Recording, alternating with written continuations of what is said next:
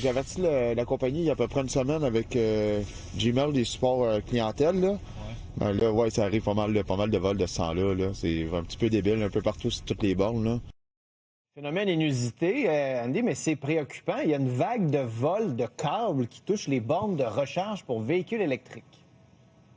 Exact. Tu sais, c'est ce genre de câble, Philippe Vincent, je te montre ça en direct, là, attaché après les bornes de recharge pour voitures électriques. Évidemment, tu as certaines différentes circonférences, dépendamment des bornes, est-ce que c'est rapide ou pas. Tu vas avoir des images apparaître à l'écran, Philippe Vincent. Ça, c'est un exemple. C'est un commerçant qui nous a fourni ça, donc TVA Nouvelle, qui a obtenu ces images. Ça se passe le 25 décembre dernier, jour de Noël, aux petites heures du matin. Tu vas avoir deux voleurs, donc, passer à l'arrière du commerce, aller s'attaquer, justement, à des câbles, prendre ce qui semble être des pinces, couper ça rapidement et partir avec les câbles qui sont attachés à ces bornes de recharge pour voitures électriques. Pourquoi les voleurs font ça? Bien, essentiellement et principalement pour le cuivre contenu dans ces câbles-là. Ça peut valoir quoi? Tout au plus quelques dizaines de dollars. Et à l'inverse, les coûts de remplacement pour ceux et celles qui ont subi ça, bien, ça peut facilement grimper à quelques milliers. Cela étant dit, il y a le collègue du journal, Francis Pilon, qui a fait des observations dans ce secteur de Montréal, donc dans l'Est, tout près de Pointe-aux-Trembles, c'est ce que j'allais dire.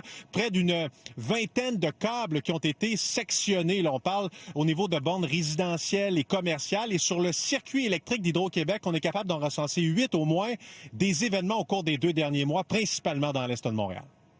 On a essayé de mettre plusieurs moyens en place. Là. Donc oui, c'est sûr, de la caméra surveillance sur les sites. On met également des traceurs dans certains câbles. On travaille évidemment avec les services de police municipaux. Et donc, on a au cours du temps, là, on a réussi à attraper des gens. Et nous sommes en production mondiale un peu en déficit de cuivre. Les besoins de la transition et les besoins en armement font en sorte qu'il y a une forte demande en cuivre. Résultat, ben, les prix vont augmenter et le cuivre va nécessairement donc prendre encore plus de valeur. Et tu as bien entendu, Philippe Vincent, Hydro-Québec qui va même jusqu'à mettre des dispositifs de localisation et de repérage à l'intérieur de certains câbles dans des endroits dits stratégiques.